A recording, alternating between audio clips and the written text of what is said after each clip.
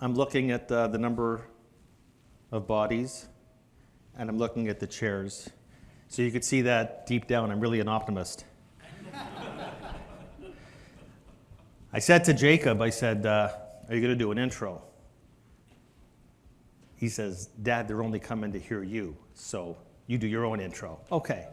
So my intro was just basically, I'm very grateful that you made the effort to come hear me speak.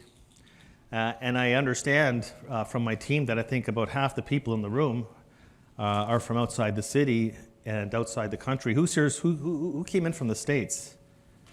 Yeah, so anyway, think of the bright side. I could have held this event in February, so you got a flight in December. This is going to be, 2026 is going to be the Chinese year of the horse. And I always like those analogies. I just don't know, is it going to be a race like this year was, or will the track be muddy? I guess I'm more in the muddy track mode. But the one thing that I really am hoping to see in 2026 for all of us is clarity on how the K-shape to everything is going to be resolved. We have a K-shaped everything. When you read the newspapers and you read a lot of Wall Street and Bay Street analysis, they talk about the K-shape consumer and about the low end and now the low and middle end versus the high end. But there's other Ks out there. There's a K-shaped business capital spending picture because all the CapEx in the United States, more than 100% of it, has been AI and AI related. Okay? AI CapEx so far this year has expanded at a 17% annual rate, and everything else is -3. So what the AI craze has done, and of course you've seen this in the stock market to a large extent too, notwithstanding the fact that it's broadened out somewhat, is resources being diverted from everything that is not AI to everything that is AI. And we have a K-shape to the labor market, like we saw with the JOLTS number today. No hiring, no firing, and something's going to have to give because the hiring rate in the United States is now so low that if we start to get a layoff cycle, which a lot of the leading indicators like the Challenger data are suggesting, we're at the cusp of seeing outright declines in non-farm payrolls that is going to transcend just what happened with the government shutdown. And that's been the missing link all along. That's why we didn't have the recession that we were supposed to have in 2022, you see. We didn't have employment contraction. You need to have employment go down in a recession. Employment never went down in 2022 and 2023. But we are really at the precipice right now. And I think that if we get 2, 3, 4 months of negative non-farm payrolls, people will start to entertain the notion that the recession that we avoided in 2022, we didn't avoid in 2026. Here's the irony, is that in 2022, everybody was talking about a recession. And you go back to 2022, the cyclical stocks were down 30%. Everybody was freaking out over a recession, the recession didn't come. And now nothing's priced for recession. Nothing is priced for recession, nothing. Nothing in the fixed income market and nothing in the equity market.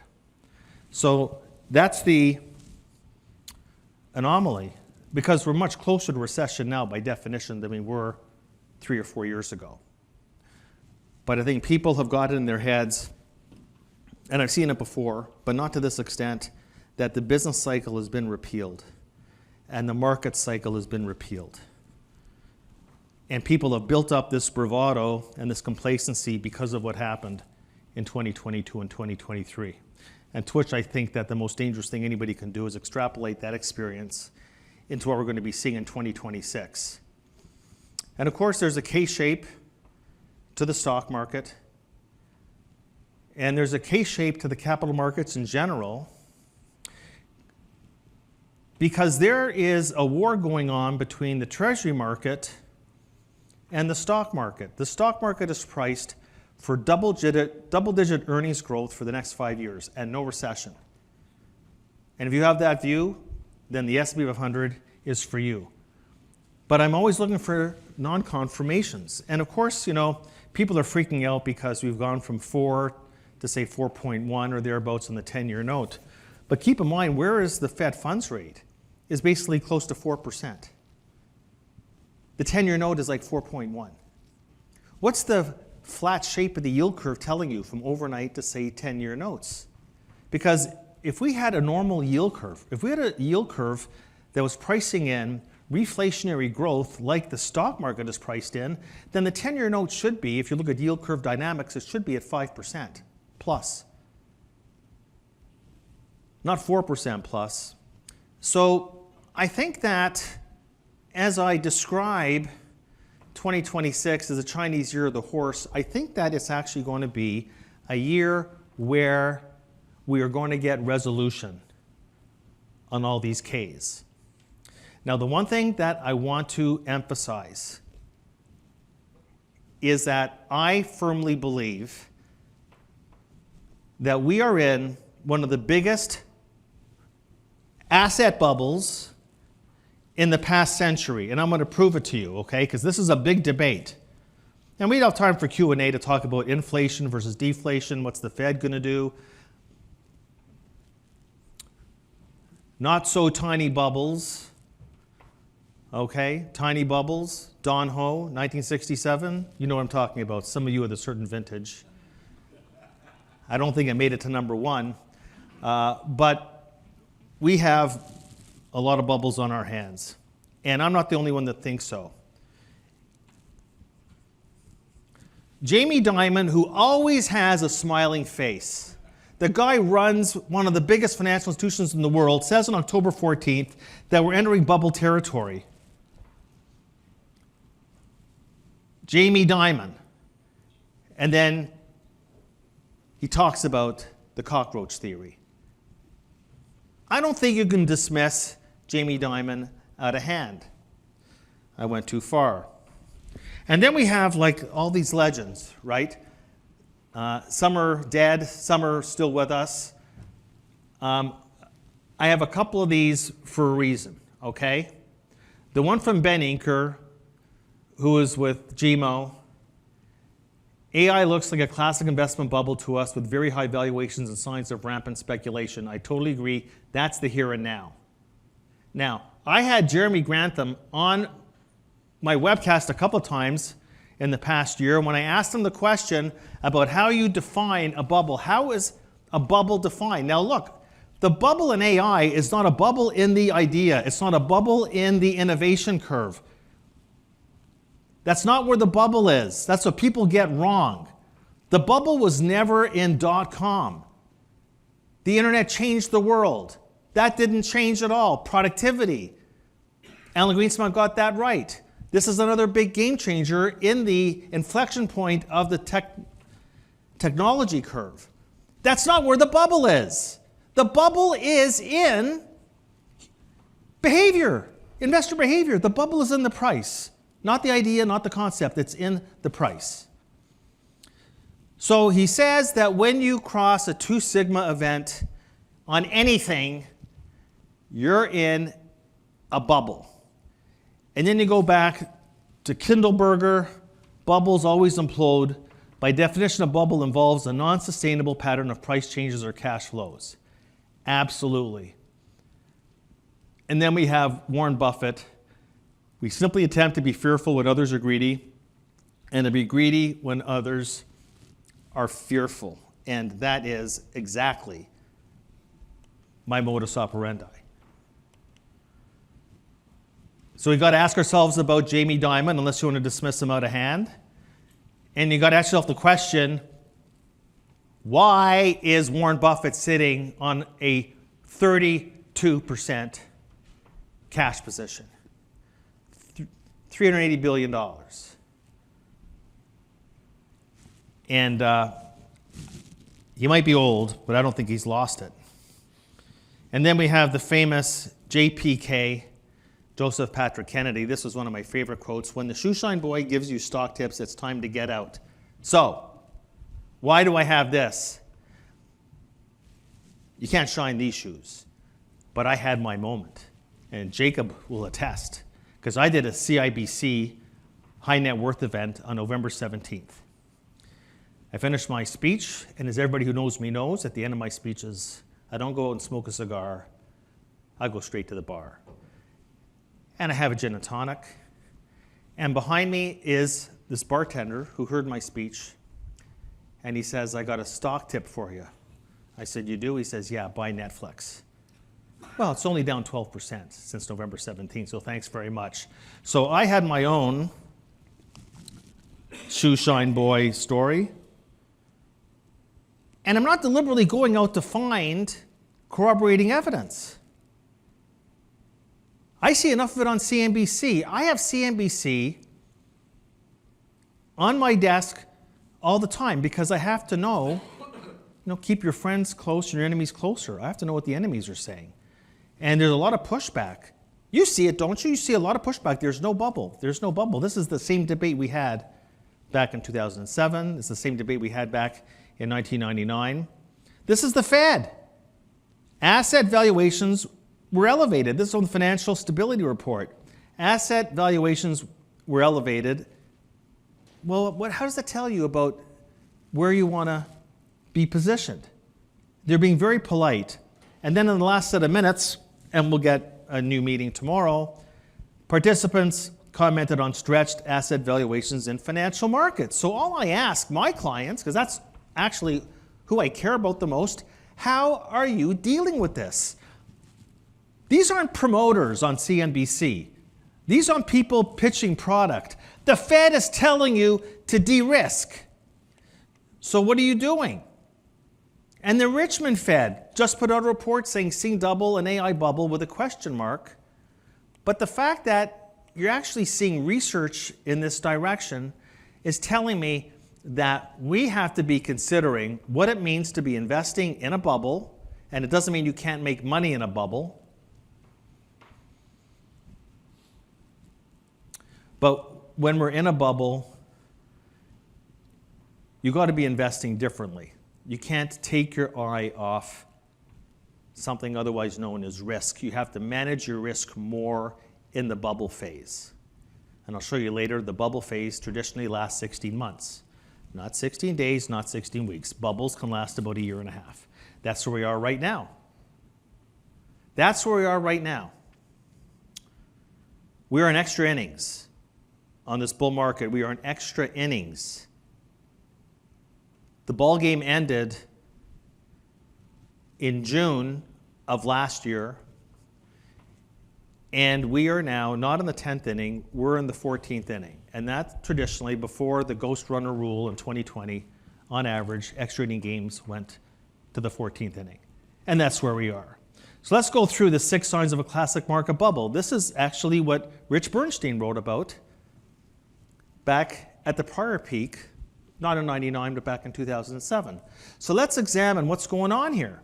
One of the things that my pal and my former colleague at Merrill looked at first was leverage. Leverage is one of the defining characteristics.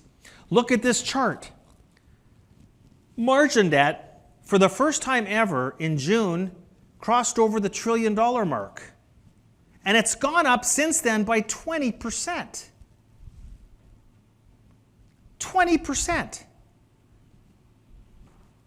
in a matter of just like 4 months. And so I put this out there and I get comments back to me like this because people want to push back because everybody has to have a positive narrative at all times that you can't just look at margin debt on its own. And I was told that the stock market is actually going up in tandem with the margin debt, so there's no impact here. There's no leverage. Really? Well, on a year-over-year basis, margin debt is up 45%. And the market cap of the S&P 500 is up 17%. So what am I missing? Now, unfortunately, I couldn't get this chart done up in time. But I asked one of my people, I asked Mehmet just to double check because I was pretty sure that the ratio of margin debt to market cap is at an all-time high. So leverage is part of the speculative story. And then you have sentiment. Market vein, this is between a 1 and 2 standard deviation event. We're at the top end of the range on market vein bullishness.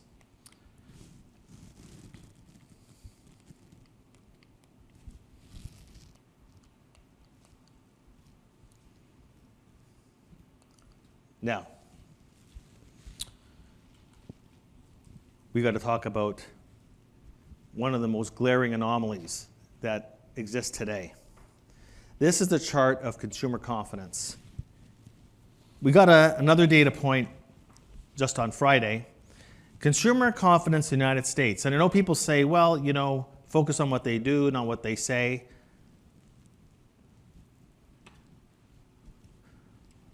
Well, we'll see what they do. It's the third lowest number on record. And I only draw this back to 1980, but it goes back to 1950. So the University of Michigan Index goes back much further than a lot of other data that people trade around. Look at consumer confidence. It's at, okay, I don't know what I'm doing wrong. There, okay, I'll just do that. Expectations of more unemployment. That's the highest level since May 1980. We've taken out the peaks of all the prior recessions till then. Probability of losing a job in the next 5 years at the high end of the range. Thank you, AI. And the probability of personal income increasing next year, only 43% of the workforce think that they're going to get a wage increase.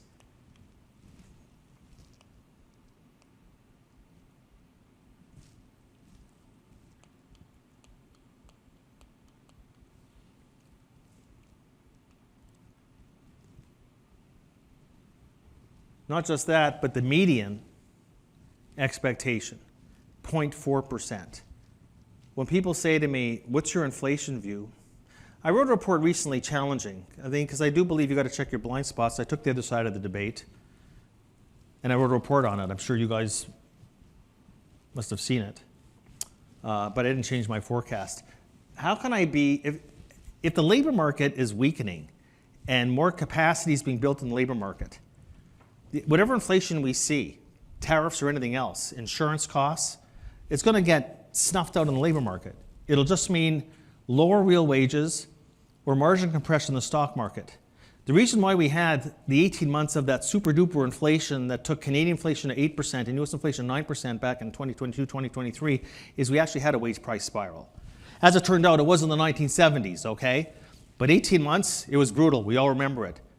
But the labor market was tightening, so there was pass-through, wages to prices, prices to wages, and then it got snuffed out.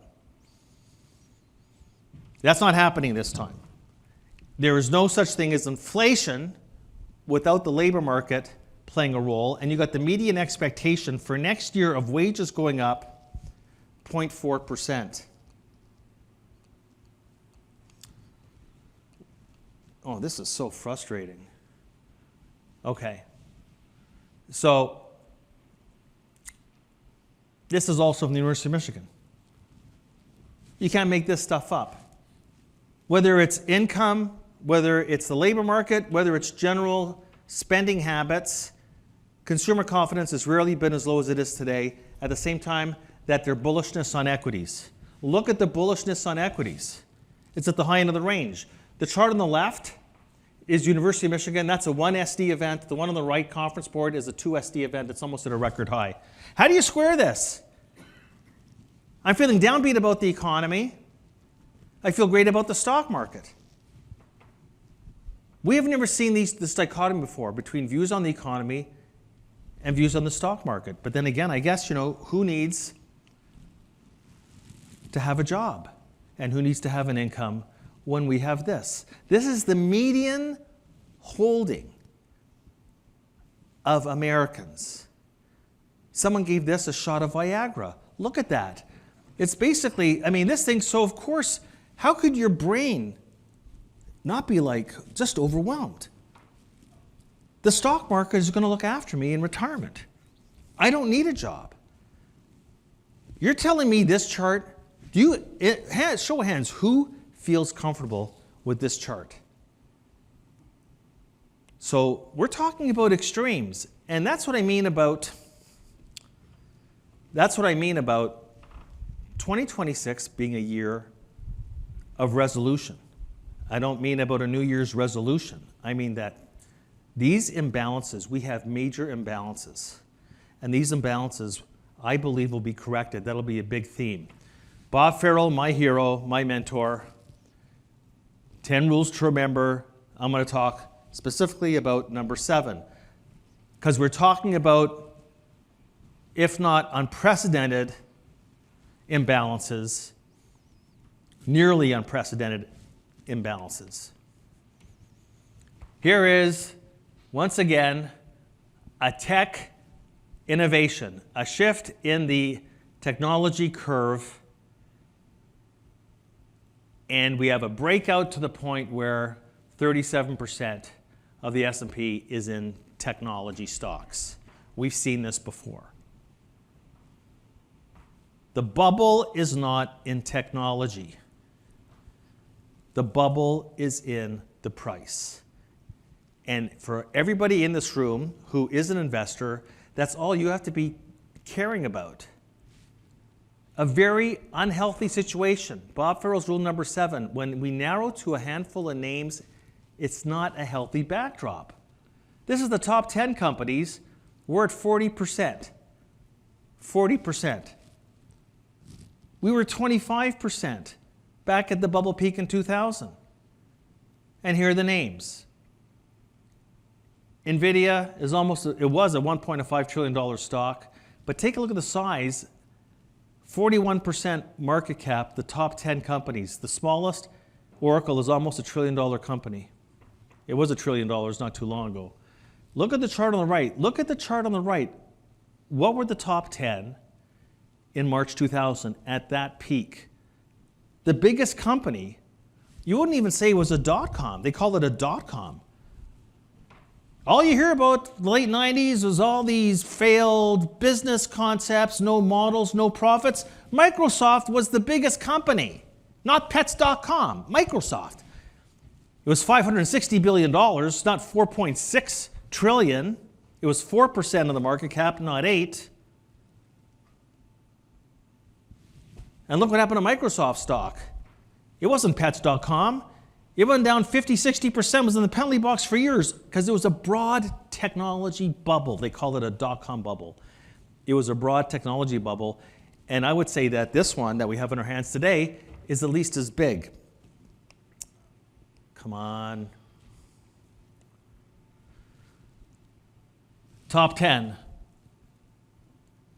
$27, $28 trillion. Top 10 US stocks, bigger than most countries' GDP or stock markets. So I'm just going to say, this is pretty scary, in my opinion. And then we have the classic valuation metrics. We have price earnings, 23, price to book. These are two SD events. This is exactly price to book, price to earnings, two SD events, and price to sales, which sales can't be fudged. You can't do any fancy accounting and depreciation assumptions. Sales are sales. We're not in a bubble. Someone's got to convince me how the chart on the right, price to sales, is not a bubble. The Buffett indicator, even higher. Look how much higher it is from where we were in the late 1990s. People say to me all the time, well, the stock market's not as bubbly as the late 1990s, but there's some charts that suggest that it is. This one doesn't suggest that it is, but it does suggest that this is the second most expensive stock market in history. This is the CAPE. This is actually my favorite multiple, the smooth, cyclically adjusted P multiple by none other than Robert Shiller, and it goes back a century. It's so rich in its history. And we just basically hit 40 just in the past month. So you could look at this chart and say, well, it's not as bad as it was in the late 90s, but it's worse than it was. I mean, a typical market peak in this multiple is like 25. We're at 40. We're at 40. So this chart also has me uneasy. But the thing is that I know what I know. And I know history. And I will say that we have to understand history, because if you don't understand history, you're going to make the mistakes you made in the past. Maybe it doesn't repeat, but it rhymes. So we split out the different quadrants of the Cape. We crossed 35. Now we're at 40. We crossed 35 in May. The bubble's just gotten bigger. It's like the clown at the circus continuing to blow up the balloon, and the rest of us are just waiting for it to pop. But you could see, and this is what I'm talking about, why do you want to set yourselves up or set your family up or your own clients when you know what history tells you when you get to this level of valuation? 1 year, 3 year, 5 year, 10-year returns are negative as it stands right now. That's what you're subjecting your clients to. Why would you do that? Why? People say, well, you know, valuations only matter when they matter. Or they say that it's not a timing tool. Of course it's not a timing tool. It's not a timing tool. But the valuations tell you across the investment time horizon whether you have a tailwind or a headwind. Is the wind at your back or is the wind in your face? You have the wind in your face right now. So frankly, I'll wait to get back to something closer to 20 to 30. I'm waiting. And I have the liquidity because I know how these things end. All the people I quoted before, the ones who are dead knew how these things end, and the ones alive know how they're going to end as well. Now this is the same chart. This is the Cape. But what I've done is I've circled the time when we hit a 2 sigma event. This is the Jeremy Grantham chart. So this is the same chart, but what I've done is I've circled, because that's what matters the most as you go through history, when does it become a 2SD event? And so these numbers change over time, because history is always changing. In fact, we've had 3 bubbles. We had a bubble heading into 2018. That was not a walk in the park. A bubble heading into 2022. That's not. This is the 3rd bubble, but this one has the added factor of the intense market concentration. So this is the 6th bubble in the past century. And I said before, bubbles last 16 months. The question that you should ask me is, when did this bubble start? When did we cross 2 standard deviations? Was in June of last year. What else did I say? I said that bubbles last 16 months. That actually would be consistent with the October 28th peak, which we continue to try and challenge as we do this topping formation. Maybe you want to talk about that, Keith. So when I say 14th inning, that's basically it. I said you can make money in a bubble. Yes, yes. 16 months, and from the time of the bubble to the time of the market peak, that's 16 months, on average, the S&P is up 25%. I never once said you can't make money in a bubble. I just said be careful because time is not on your side.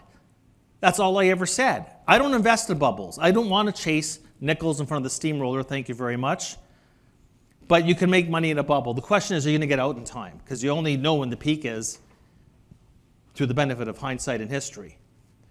Well, as it so happens, the duration of this bubble has so far matched the average, and we went up 27% from the time of the bubble to the peak on October 28th in the S&P. So things are actually working out almost perfectly if you're willing to use history as a guide.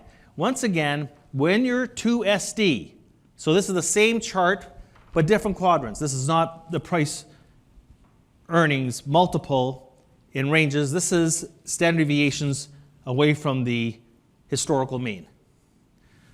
Look at when you're 2. We are now actually not just 2, we are bordering on 3 SDs. 1 year, 3 year, 5 year, 10 year. There's just too many headwinds. And no, it's not a market timer. And everybody thinks they can get out in time. I've never seen that really accurately done, except maybe Paul Tudor Jones ahead of what happened in October '87. Well, this gives you a look at the world, and in the boxes is the percentage of the time historically that the market was cheaper than it is today. No stock market. So when I'm talking about, and you're thinking, God, this guy Rosenberg is loaded for bear. Really, it's more about the US market, but that's all anybody ever talks about, even in Canada. Who talks about the TSX, which is what, is it a barbell between, I used to say materials and the banks, but now it's Shopify and the banks. But the lower the number, the better the value. So my bearishness, if I was that bearish, I wouldn't own any equities at all in the Rosie Fund, but we have equities in the Rosie Fund. We just don't have any, we don't have spiders. The cheapest markets, I mean, Mexico's one of the cheapest, Hong Kong, and it's had a great year. Look at China. China's basically median. Half the time it's been cheaper, half the time it's been more expensive. Japan, only 30%. Japan looks very good. Japan looks very good. We'll see how it does with the BOJ and a firmer yen. However, I'm really intrigued by China. We're looking more China. I hear all the time China's uninvestable. I don't know about that. The Shanghai Index, why is that uninvestable? Anybody could buy it. We could buy it. We may buy it. It's up 17% this year. It's actually outperformed the S&P by 1%. And it trades. You know where the Chinese stock market trades? If you want to talk about what is like overly priced in on good news, is in the US, where in the next 5 years, the market's priced for 15% average annual earnings growth. 11 forward multiple in China. 11. China's trading at almost the same multiples that the US was in the summer of 1982. Do you know what I mean? When nobody wanted to touch a stock back then. Think about back then. If you were a Merrill broker back in 1982, let me tell you something, how psychology has changed. If you were a broker at Merrill Lynch and you cold called a client in August of '82, they would call the police on you. I mean, things are totally different today. But there are places in Europe and in Asia, and we actually have exposure to both. We just don't have. So look, I'm just trying to explain, because everybody I know is loaded up on the S&P 500. There are better places. Now, the one thing I want to say is that if the U.S. stock market goes down, there is no get-out-of-jail-free card. It's just that you'll minimize the damage. Everything is all these markets are correlated. Bond markets are correlated. Stock markets are correlated. They all have correlations. So there's no get-out-of-jail-free card if the U.S. market goes down for the count, which I actually think it's going to be, but you'll go down by less. And there's no such thing as a sure thing. But if I want to be in the equity market, if I have toes in the risk pool, I would rather be in the foreign markets. They have better valuation support across the board. And in fact, I wouldn't necessarily be in Canada, which scores better than the US, but in both Europe and in Asia, there's opportunities. And actually, China does not have, by the way, the Shanghai Index has a very low correlation with the S&P, one of the lowest. The UK, which is a very defensive market, UK is not highly correlated with the US market. And we write about these things, okay? So this is all just basically not about being bullish or bearish. It's about being respectful and doing diligence and being disciplined. What about the credit market? How insane is this? Seriously? Investment grade, 90 beeps? Who's buying this stuff? Who is buying this stuff? Like high yield? At what, like 260 over treasuries? Like, are you kidding me? This is a market for stupid people who are buying credit spread. I said before, when you look at how ChatGPT and how OpenAI and how this whole generative AI spread, data centers. I mean, the market, the S&P right now, for it to make sense, based on what's priced in, has to deliver 15% earnings growth per year for the next 5 years. Nah, I'm not going to say that can't happen.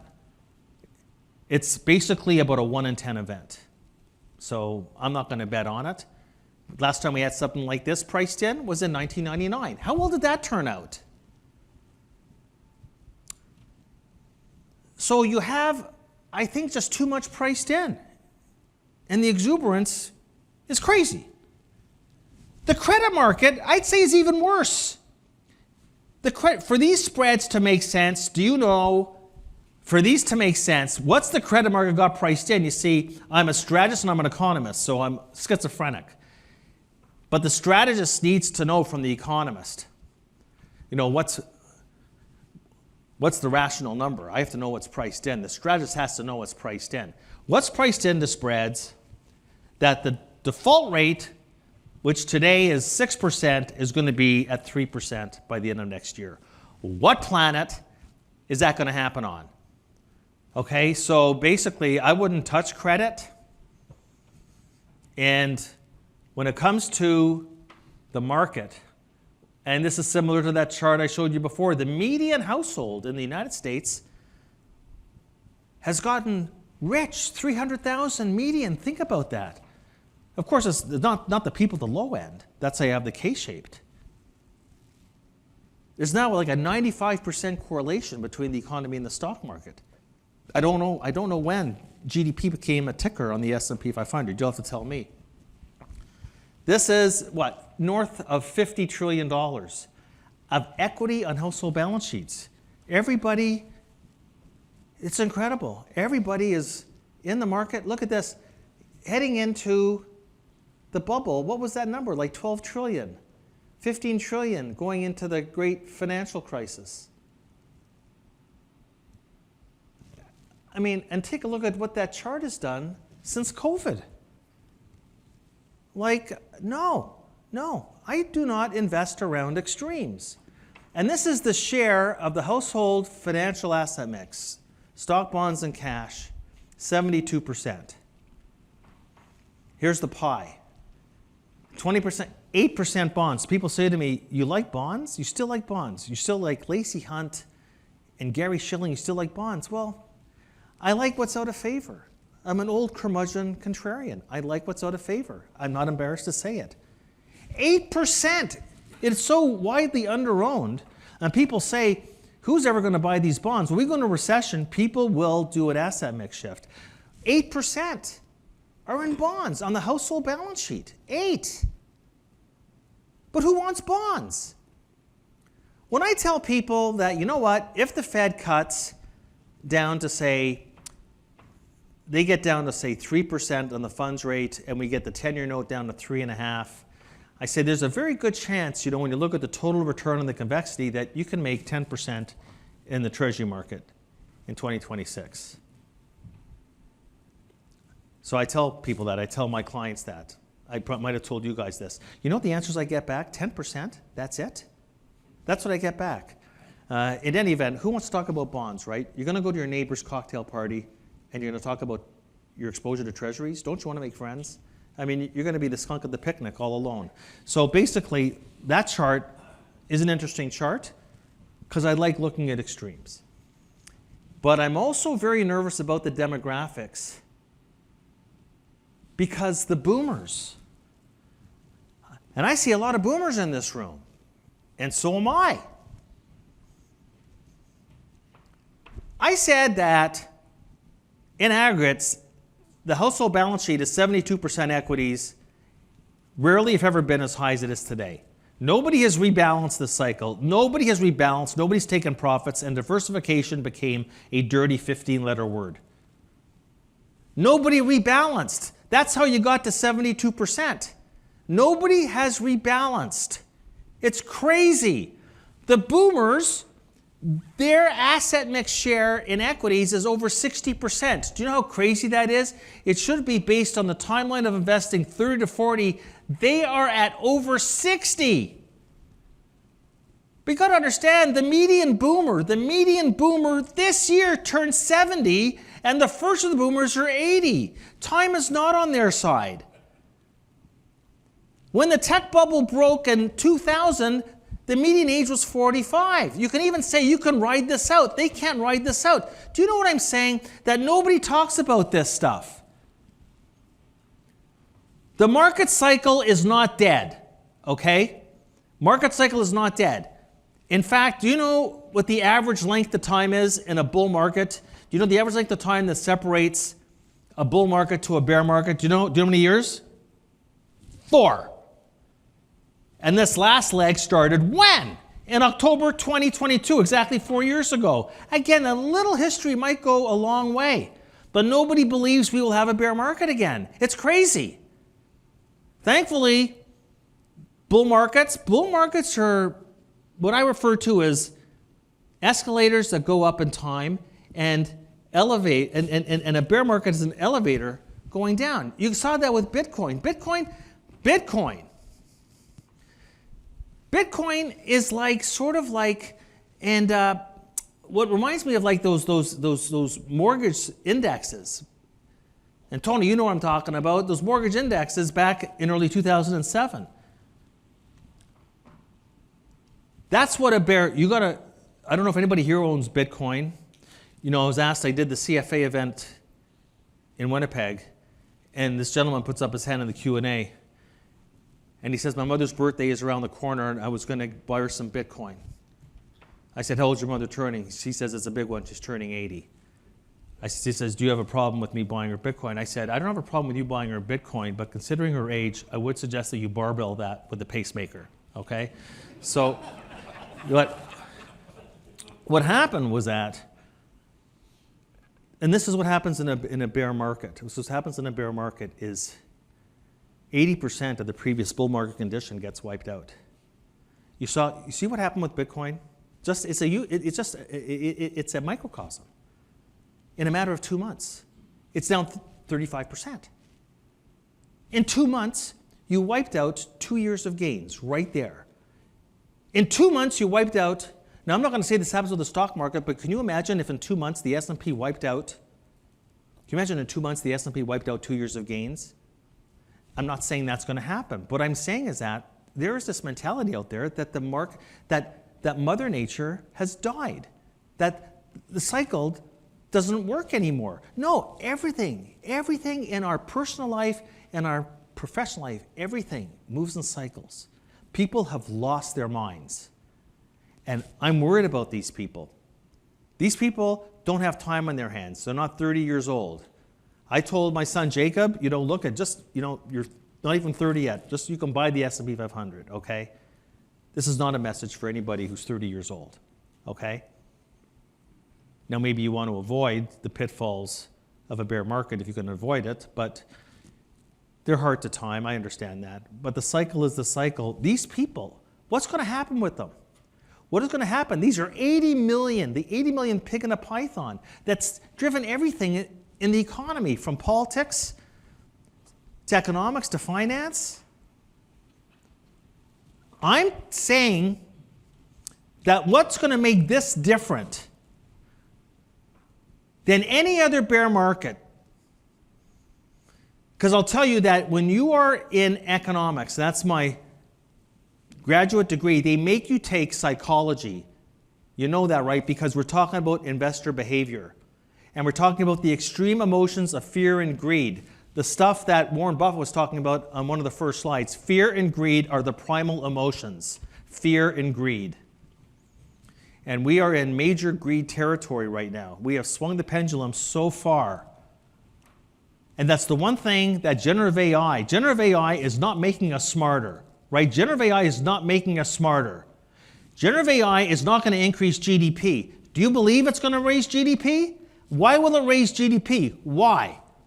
The reason why people talk about productivity is because the denominator, which is employment and hours worked, the reason why productivity is going to go up is because of what's going to happen with the labor market, which you can see that there is palpable fear when almost 1 in every 4 Americans is telling you they have job fear in the next 5 years, and I'm supposed to have an inflation forecast around that. How ridiculous is that, to have an inflation forecast around AI?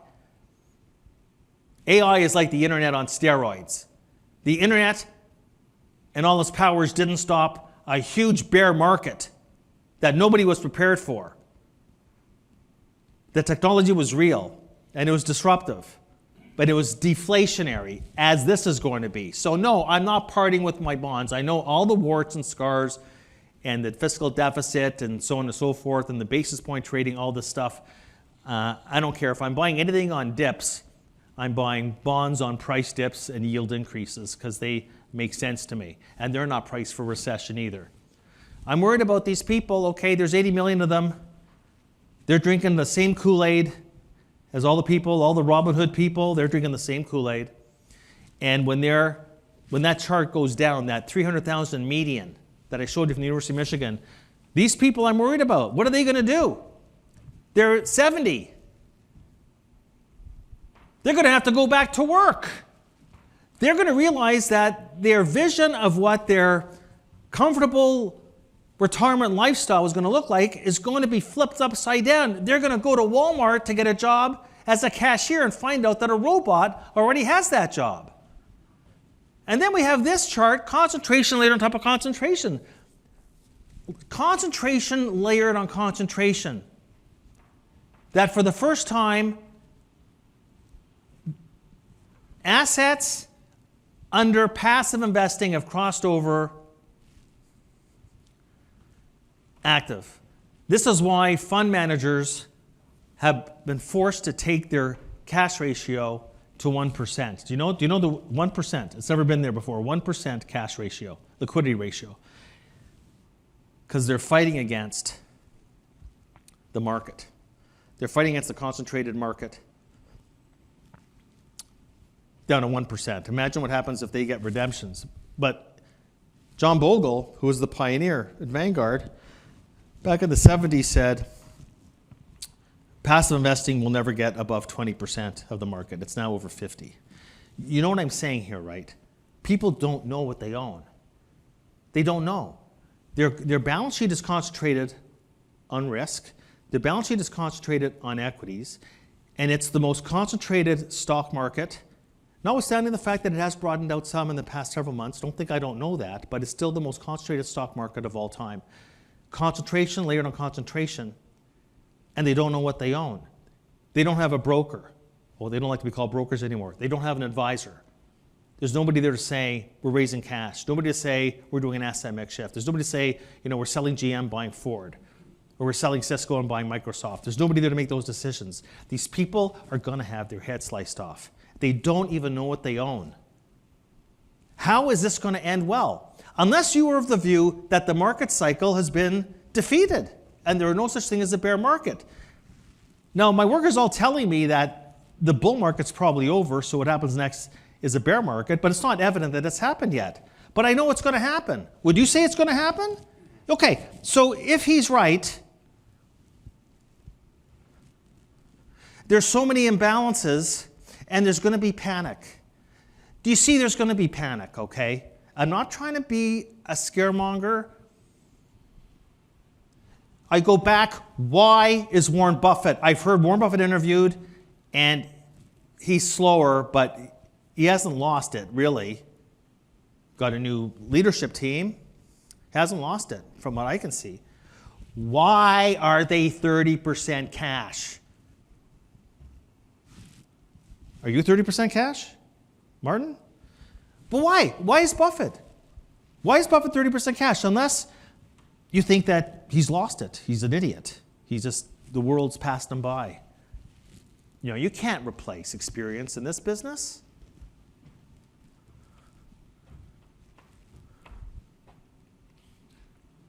So what do we do?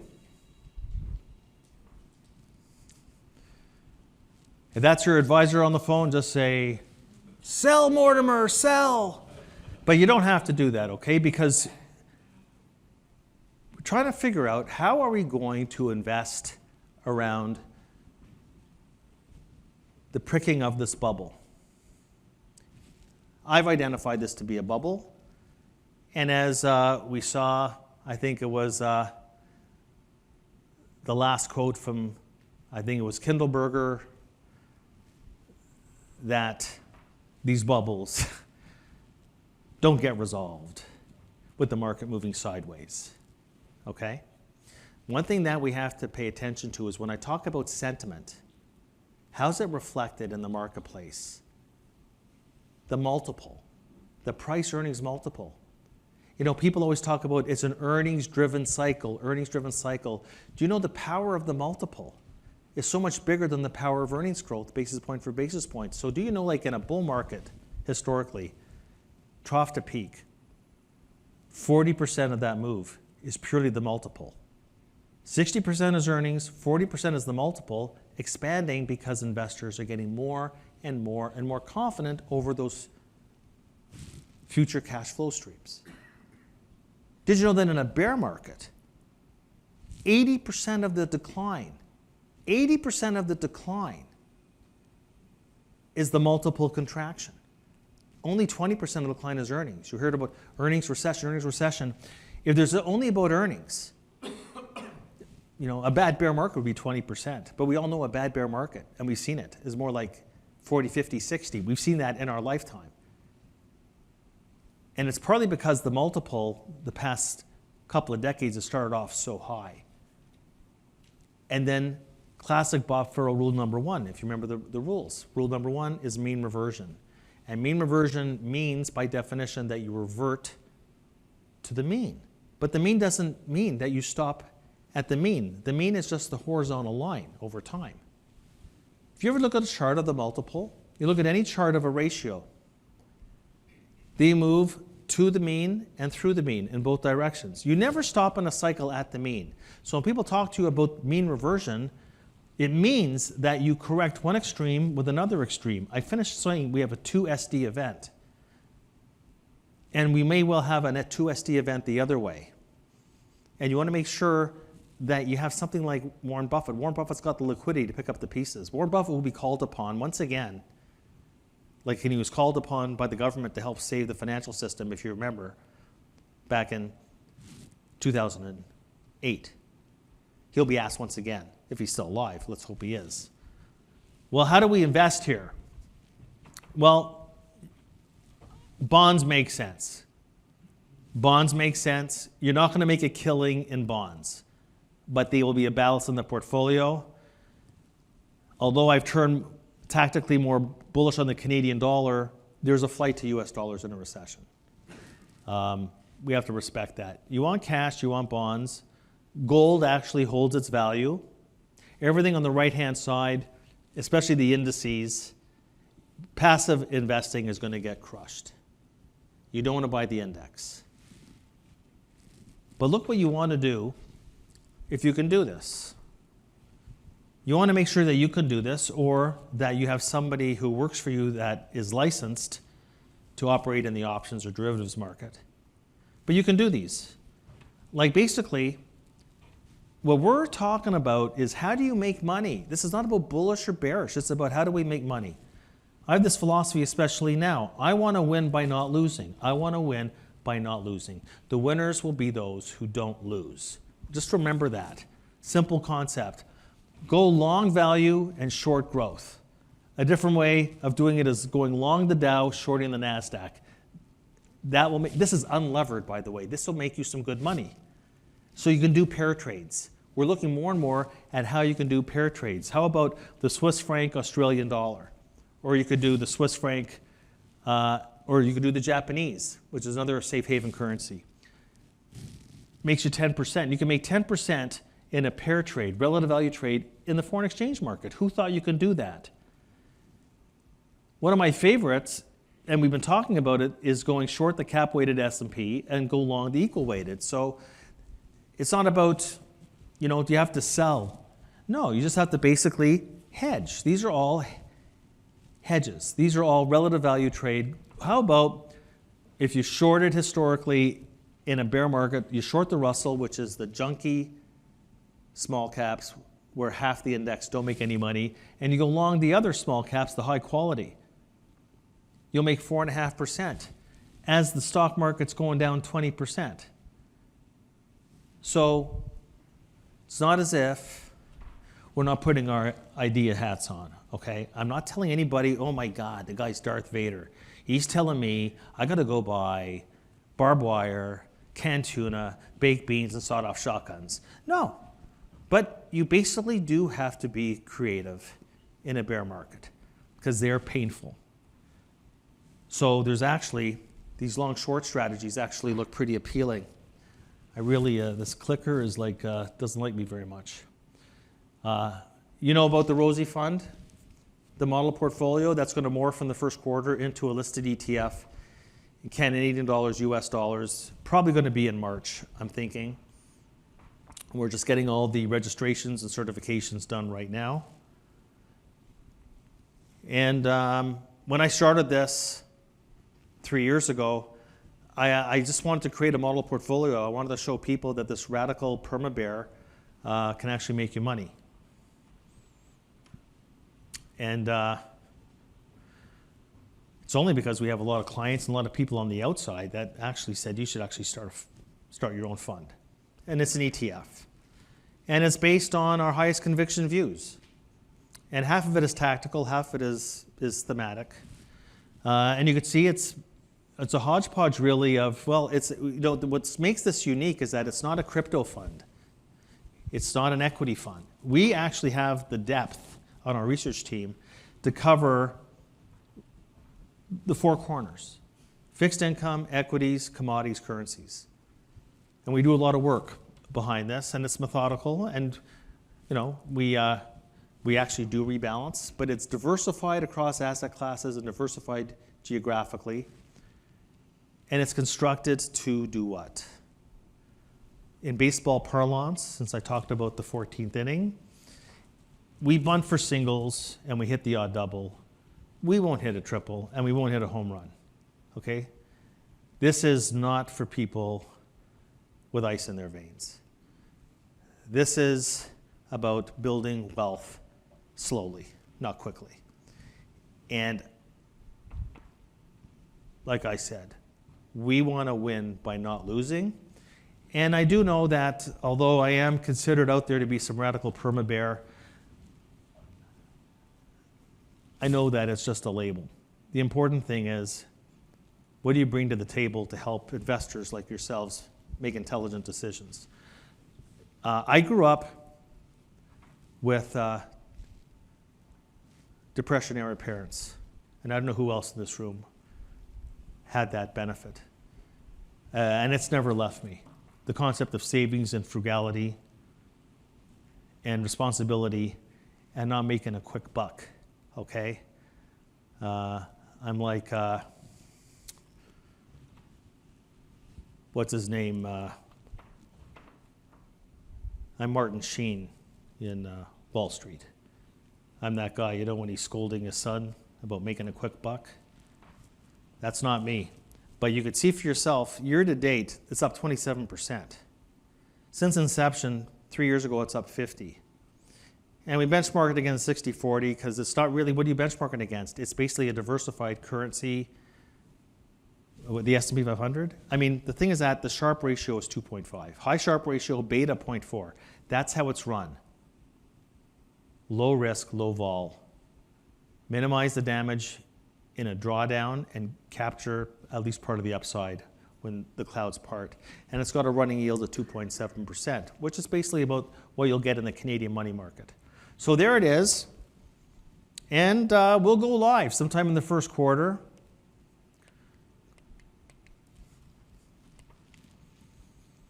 Next question is what to read over the holiday season. This should be on your night table, okay? Now, I would really recommend that you might want to have a double Balvenie in your glass as you're reading these. But you definitely want to read Charles Mackay's Extraordinary Popular Delusions and the Madness of Crowds, written in the 1840s. This is exactly the book we should be reading today.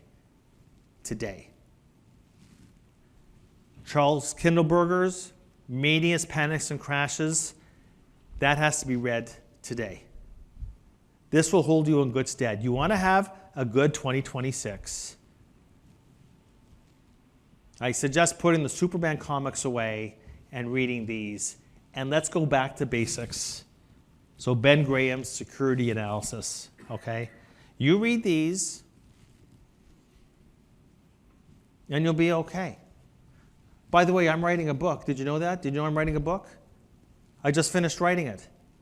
And that's going to come out in the first quarter as well. So it won't come out in time for the holidays. But maybe you'll get it in time for St. Patrick's Day and drink it with a green beer. It's a book. It's called Beyond Consensus, How a Bear Survived the Bull Ring. And I hope you enjoy it. Outside of that, something else, we will be publishing our year ahead in the middle of January, the year of the horse. And it's going to center on stuff I'm talking about today, but more broadly speaking about how the K-shape of everything is going to get resolved next year and what it means for your pocketbook. So that's basically it for me. I don't know if I went past the allotted time. I apologize to the next speaker if I used up any of his time. But why don't we turn it, oh, look at this, the disclaimer. This used to be 4 pages when I was at Merrill. Yeah. So we can open for Q&A, and I think everybody's got a drink ticket, and there's a great bar, really great bar next door. Because I had complaints about the fact, like, where's all the booze? And usually the bar's open when I speak, but there was some issues about having alcohol out here in the premises. Okay, sure. You want to say, okay, you want to state your name? And, that's great. Thanks, Jacob. I'm a boomer, so got to qualify this. It's amazing in 50 years in this business how you can begin to connect dots along that continuum of time. And you've hit a lot of them tonight. I mean, I had a question regarding what you thought the PE multiple was going to be, therefore the rate of return in many regards you've already answered over the next 5 to 10 years. I mean, some of the smart ones, David Koskin thinks 3, maybe 4%. Savita, a protege of Rich Bernstein, I know Savita. 5. So by what you said, it could be even minus single digits. Well, you're not going to get there on today's valuations, but if, let's say things happen, say that, let's say that we go down 30 or 40%, and I have the same presentation. Now, thankfully, you folks read my material. Chances are that I hope that I'll turn balls to the wall bullish. So what I'm waiting for is, you see, that's not static. I'm waiting for the multiple to move into a range where I could say, okay, there's an adequate rate of return, where I'll be happy to buy the index. Remember, that's just the index. In the interim, you could see, what do we have there? We didn't have the S&P 500 in there, but we had pipelines, we had utilities, we had global healthcare, we had a chunk of Asia, we have global aerospace defense. It's really quite thematic. Now, if we get a big correction, we'll probably stick in maybe a 20% exposure to the SPX. You know, we could do that. But it would mean the market pricing in the economic environment that I see happening. You see, that's the reality. We have to make choices. Do I agree with Mr. Market or do I not agree with Mr. Market? You have to place down your bets. I'm just telling people what I'm doing. You know, we have a lot of people that are actually copying this model portfolio. That's great. And then you have a chance to, you know, you can buy my research and make your own decisions, or you can invest alongside Dave Rosenberg and his team, you know, through this ETF. But my sense is that if things happen in the coming year, this year of the horse, that I think we're going to get these resolutions, valuations of a lot of stuff are going to improve a lot, and we'll do a shift. It's a low beta, high Sharpe ratio, but look how ridiculous it is right now. I mean, we're so basically like, okay, we might have 40% in equities. You're going to say you're not zero, but look at the whole portfolio, 0.4 beta, really? Now maybe we'll dial it up. Like it will not be above 1, but we might dial it up to like 0.7, 0.8. The Sharpe ratio, 2.5. Now this is all holding us in good stead. You know, we did this performance this year without owning one U.S. tech stock. Can you believe that? Now, you know, we're not whacking this around. This is not a trading model, but this probably, if I'm right, is going to, this thing will look different. This is not static. This will look different, but I'm waiting for the relative valuations to change. And I think they'll change in a rather dramatic fashion. And it freaks me out that actually nobody is positioned for it, except I guess, you know, Jeremy Grantham, Warren Buffett, and me. And I guess maybe some of you. But thanks a lot for the comment and the question. Another one down here? Yeah. Hi, David. Howard Liss is my name. I've been very worried about the market, so thank you for scaring the absolute crap out of me. I'm sure well, many of us feel that way. We're on the ground floor and there's no windows. So exactly. Now you know why. So back to the baseball analogy. Is it possible we could be looking at another 18-inning game like the Jays had, in the sense that, back to the psychology you were talking about, we've got a number of things coming up, being the new Fed chair naming, which looks to be Hassett, and that could be very bullish for the market. There could be a gift Trump gives in terms of tariff checks to Americans, and we have the midterms coming up in the U.S. You've got to believe there's a whole bunch of goodies. And the psychology strikes me as people are looking for reasons to keep the party continuing. So how do you think about the next 6-9 months and how long this could go on? Well, firstly, let's wait and see who Trump picks, because you could be in for a surprise. He said last week, I've narrowed it down to a choice of one. But he didn't say who. And I find it interesting that he could have just come out and said, it's Hassett. And the predicted polls and the market betting polls have over 70% chance it'll be Hassett. We'll see. Everybody thought with Ronald Reagan, you know, once Volcker stepped down, there's no betting odds back then, but I remember like yesterday that it was going to be Manley Johnson, who was a senior official in Treasury, and he was the odds-on in '87. And he picked Greenspan, which shocked a lot of people. So let's not make assumptions about whether it's Hassett. Let's talk about what the surprise could be. It's hard to know, will Hassett, you know, we have other things going on, right? We have what's going to happen with Lisa Cook. We could have a situation where the Fed, you see at the Fed, the Board of Governors matter on the FOMC. There's 7 of them. They matter because they're the ones who decide who the Fed bank presidents are going to be. They vote on that. And there's a serious chance that Trump is going to have sycophants, his appointees, that'll do the voting for him to get rid of any Federal Reserve Bank president who disagrees with him. And this vote happens every year, but nobody knows about it because they just get reelected. Now, is that good? Is actually, can I ask the group a question? Is the degree of political interference with the Fed, is that something that I actually am comfortable with? It's very weird because apparently he's got this affordability file and he's concerned about inflation. But with Hassett, you definitely would have a Fed chairman taking the funds rate below its equilibrium level at the wrong time. And then the question becomes, how does the bond market react? We have, like when you include our gilt exposure and our treasury exposure, we're basically 35, 40% bonds. I'm thinking that we're going to take that down. I mean, not to zero, but I think we're going to take that down. I am actually worried that, and we're going to get a microcosm tomorrow. How will the bond market react to the Fed? The Fed will cut. The Fed is going to cut. How many dissents will there be? And how will they shoot themselves in the foot by talking hawkishly?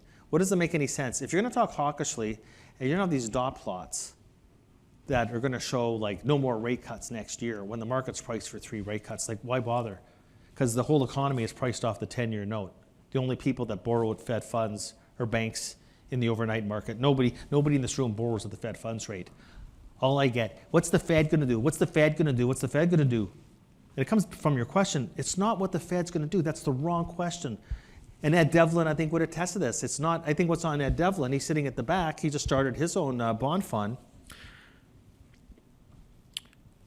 It's not about what the Fed's going to do. It's how is the bond market going to respond? And it's not just to the rate cut. It's to Powell's conference. It's the tone of the press statement, the number of dissents, and what the dot plots show. Tomorrow's going to be a crazy day. I could tell tomorrow's going to be a crazy day. There's so many moving pieces. But I don't know, Hassett doesn't make me bullish on the stock market because there might be a bond revolt with him, okay? So I wouldn't make that assumption. About the goodies, yeah, you know, I mean, what's left? What's left?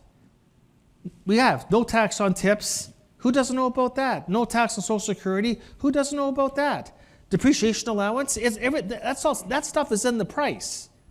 With the big beautiful bill, there's no trading off of that anymore. So what's left? He's going to go across the country now with his affordability. He says affordability is a hoax. He says all the Democrats do is talk about affordability, but now he's going to do something about affordability. Well, you know, we'll see what that looks like. But I'll tell you that by the spring, we're going to be talking about the midterms. And I think the Republicans are in a bit of trouble, okay? So you think that Jay Powell's a lame duck. Donald Trump's a lame duck. Donald Trump is a lame duck. And I would be willing to bet a lot of money that the Democrats are going to take the House. As they say on the Quebec side of the border, les jeux sont faits. It's done. And actually, that's exactly what happens. Tell me the last time when a party that swept in the national elections went on to win the midterms. It doesn't happen. That's why the U.S., in that respect, the Founding Fathers are brilliant to have the checks and balances. It's a 2-year election cycle, not a 4-year. So the Republican agenda, just like Obama's agenda, you know, after his first 2 years, is done. And we have a Democratic Party that is increasingly shifting to the left. They're looking like the NDP here in Canada. So I don't see how I'm looking at next year's event calendar as being a tailwind, notwithstanding the question, okay? So I'm not a buyer. And then there's all sorts of other things going on. What's happening with Ukraine and Russia, that's not ending.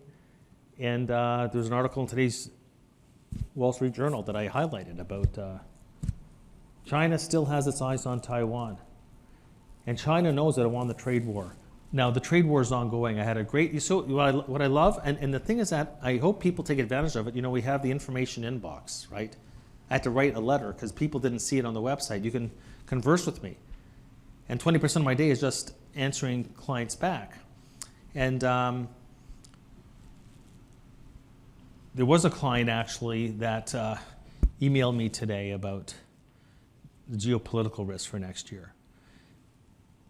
I did mention that China, I shouldn't say has won the trade war. They're winning the trade war because it's ongoing, but they are winning. I mean, one word, magnets, okay?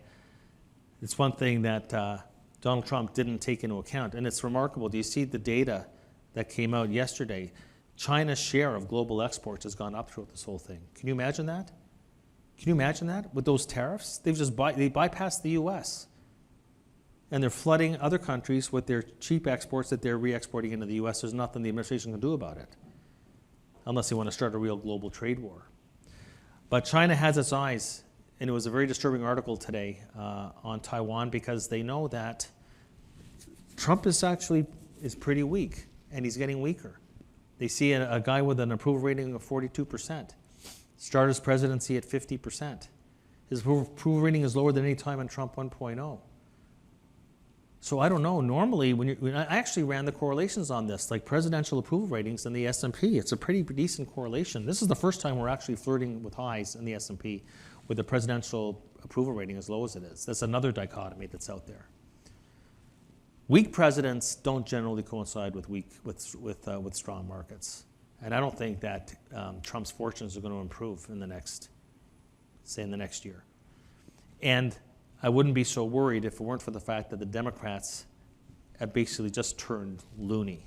This is not the Democratic Party that we grew up with. This is not Bill Clinton and Bob Rubin, okay? So, yeah, there's that part of your question. I mean, I flip it upside down. I'm actually pretty nervous about that sort of event risk, including politics.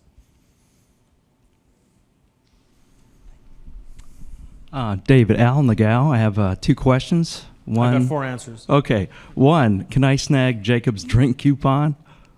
And 2. Oh, okay, yeah. And 2. Okay, because Jacob doesn't drink. Yeah. Right. The third on your chart that had the best performers after the bust, you had 2 long-short strategies, and the third one was the long bond. So what would make you more bullish on the long bond, 30-year treasuries, or treasury strips? And well,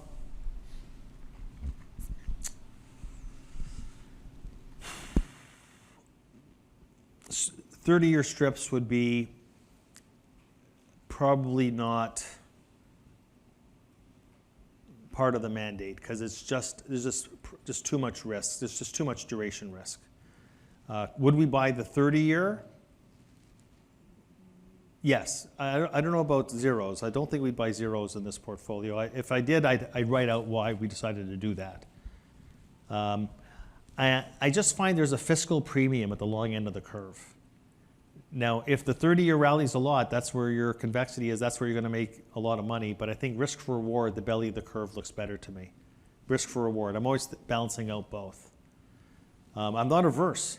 I'll just tell you, and I wrote about this today. Look. Multiple, flip it around, and you get the earnings yield, which is a real variable. And when you look at the CAPE, with a 40 multiple, it's a 2.5% earnings yield. Where's a long bond? 2.5%. Now you have to do that actually because long duration asset is the equity market, you can argue is an infinite duration to the longest duration in the bond market. There's zero equity, the equity risk premium is 0 in the United States. At least in Canada, it's over 200 basis points. At least in Canada, you do get compensated for taking on the risk if you're buying the TSX.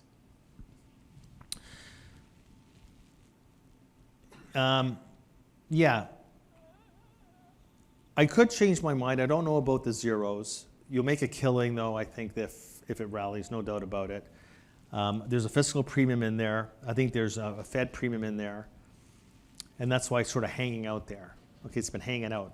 It's not been behaving as well as it normally would, given the mix of data that we've seen. But could we shift out? Because right now we're basically in the US, we're 2s and 10s, and then we have a whack of gilts. We like the UK and the US market, they're the highest yields, and no central banks are still cutting rates. So I don't know about the zeros, but we could actually move out to the 30-year part of the curve if things unfold. I say that at the same time that I'm telling you that I think we're contemplating, this will be at our next Rosie Fund meeting, about taking some of our exposure down in the bond market. Because we're heavily exposed in the bond market right now. And it's range trading, but there's some risks out there. I'd rather maybe be at 20% exposure than 35 or 40 right now. But if the shit hits the fan, we will probably move right back out the curve. Zeros, that's ice in your veins, and that's not what this portfolio is about. But for your own personal account, I wouldn't argue against it.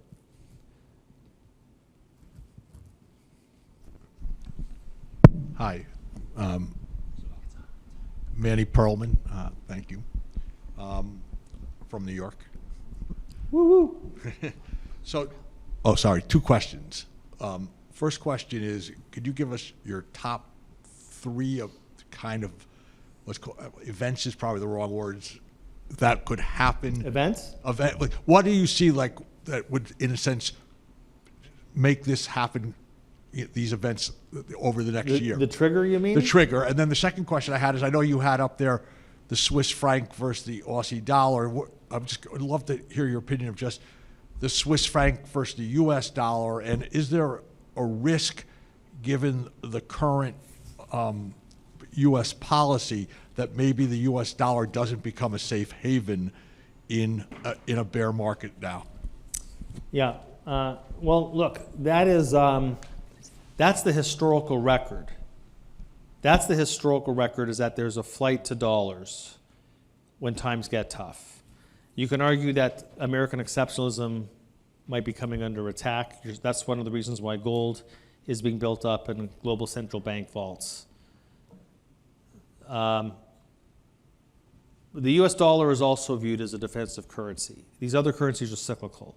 The Aussie dollar, the Kiwi, the Canadian dollar even. These are more higher beta currencies that are a torque on global growth, okay? I say this just saying that the Canadian dollar, we just upgraded our view on it. We'll see how long that lasts, but there's enough evidence to suggest, and of course, Canadian dollars, you know, we wrote that report the other day, we just published it, but it's done very well. We just figured that it is undervalued across a lot of metrics, so this is not something that Canadian dollar is going to a 5-year bull market. It's more to capture an anomaly within the valuation metrics behind the Canadian dollar. The Swiss franc, the Japanese yen, and the US dollar, and of course I had the crosses in there because you want to go long defense. It was just a different way. Going long Swiss franc, short the Aussie, is no different than going long the Dow and short the QQQs. Okay, it's the same trade expressed in a different marketplace. It's going long something that's stable and defensive and short something that's cyclical and more volatile. What are the events for next year? Well, I mentioned, I don't know. China is getting really aggressive, okay? China's getting really aggressive. I don't know where this Chinese, you see, China is now in a new verbal war with Japan, like you've been watching what's happening there. China is watching really closely what's happening between Putin and Trump. What happens in this Ukraine situation is going to have implications for what happens with China and Taiwan. And I actually think that Donald Trump does not have a red line. He does not have a red line. So that is event risk. I'm not going to part with my gold, that's for sure. What else? I said before that the reason we did not get a recession in 2022, 2023, the odd man out, the missing link, was that we did not get employment contraction. You get 2, 3, 4 months of negative non-farm payrolls, and you know what? I'm going to wish I owned those zeros. We'll see what happens. I'm not going to buy it for this fund, though.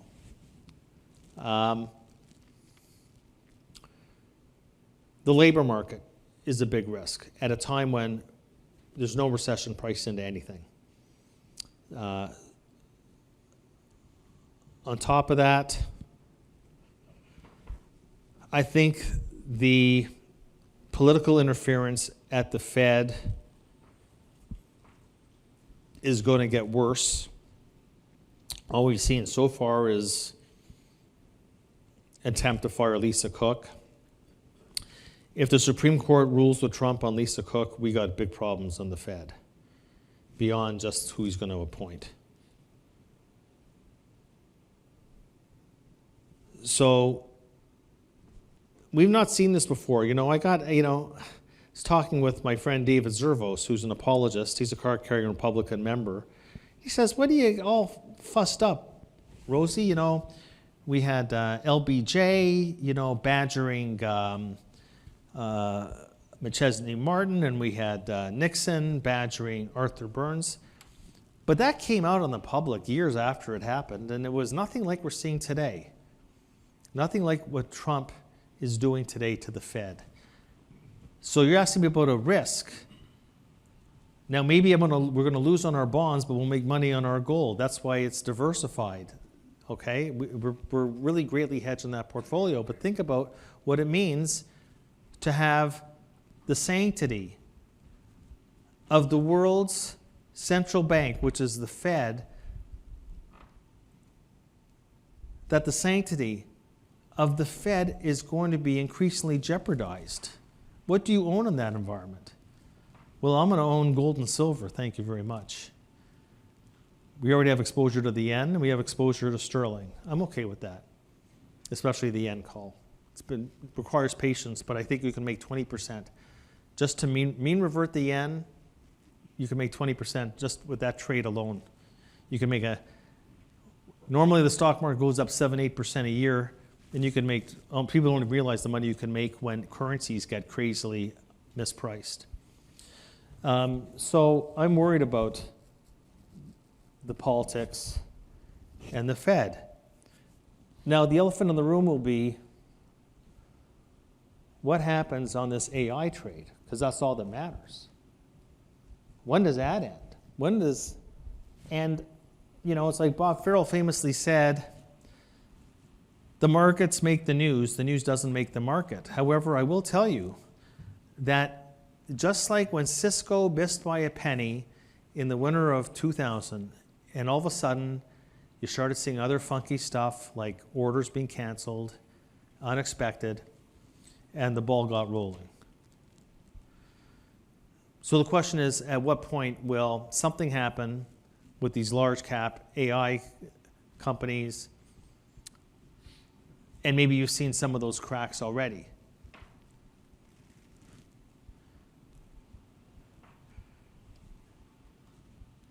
Some of these companies, they say that, well, it's not the dot-coms because these companies have profits.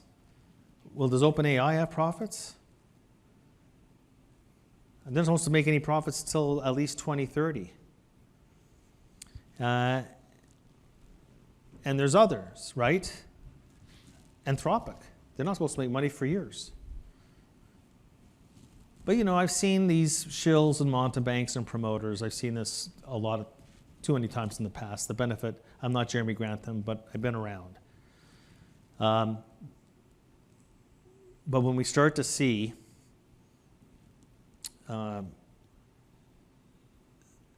some news that's not priced in, remember what's priced in is 15% earnings growth per annum for the next 5 years. That's what's priced in. You start to upset that apple cart. And then what happens is not an earnings recession per se, that may happen, but you get the multiple, the confidence, the multiple. The multiple is correlated to spreads, correlated to the VIX. All these things are saying you have nothing to worry about. So whatever it is, and it could be whatever quarterly announcement it's going to be, or something to do with order books, cancellations, that Michael Burry was right after all, that actually there has to be some accounting shifts taking place in this part of the marketplace that might affect what their earnings per share actually is. That's why he got out. We all know that. We all know that he got the housing cycle spectacularly right. So that's going to be obviously very important as well. Is this going to be the year where all the good news in AI gets priced out or partially priced out? So those are the things that I think are some of the biggest risks, in my opinion. One more question, according to Jacob. We only have time for one question because they're going to throw us out because they have to ring the bell. You know.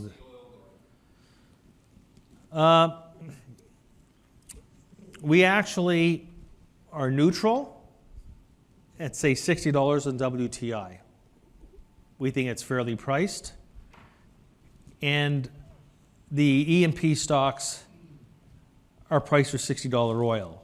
So we had actually, if you read our work on Strategizer, we've not been recommending the energy stocks. However, they moved from, I would call it underweight to neutral.